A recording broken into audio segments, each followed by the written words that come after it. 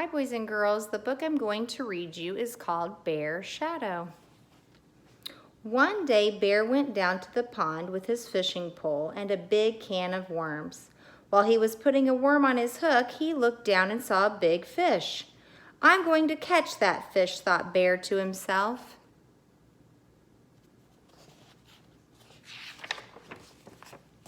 But when Bear stood up to throw his line in the water, his shadow scared the big fish away. "Go away, Shadow," cried Bear. But Bear's shadow would not go away.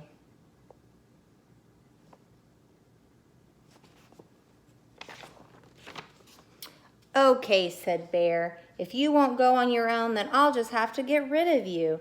And he put down his fishing pole and began to run. He ran around the pond. When he got to the other side, he kept running.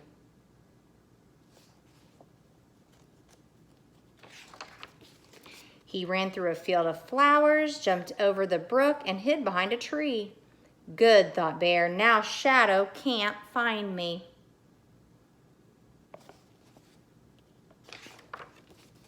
But Bear was wrong. When he stepped out from behind the tree, the first thing he saw was Shadow. Nearby was a cliff. Bear walked over to the cliff and looked up. "I'll climb so high, Shadow won't be able to follow me," thought Bear.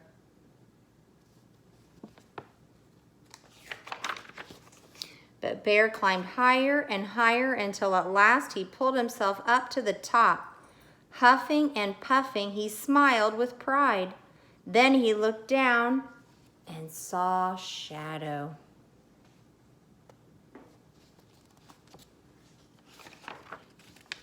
Now Bear was very annoyed, so he went home and got a hammer and some nails to nail his shadow to the ground.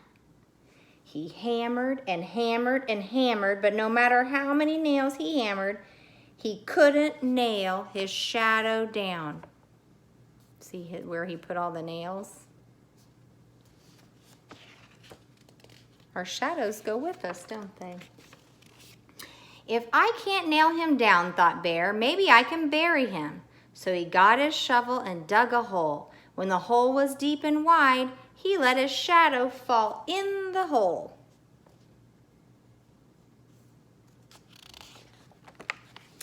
Then Bear filled in the hole with dirt. When he was finished, it was almost noon. The sun was high in the sky and Shadow was nowhere to be seen. "At last," sighed Bear, "no more Shadow."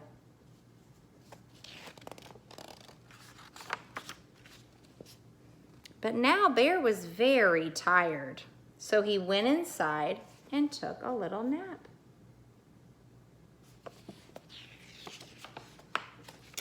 While he slept, time passed and the sun once again cast shadows everywhere. So if you're able to, boys and girls, sometime when the sun is shining bright outside, go outside with your family and see if you can find your shadow. When Bear got up and opened his door, he saw his shadow on the floor. See, the sun is shining on him, and there's his shadow. "Not you again," exclaimed Bear, and he slammed the door, hoping to lock Shadow inside. But Shadow was too quick.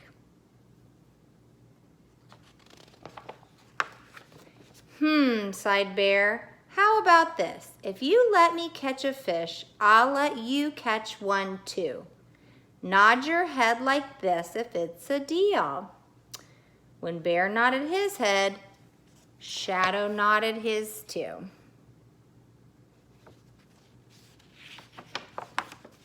So Bear went back to the pond and once again threw his line in the water.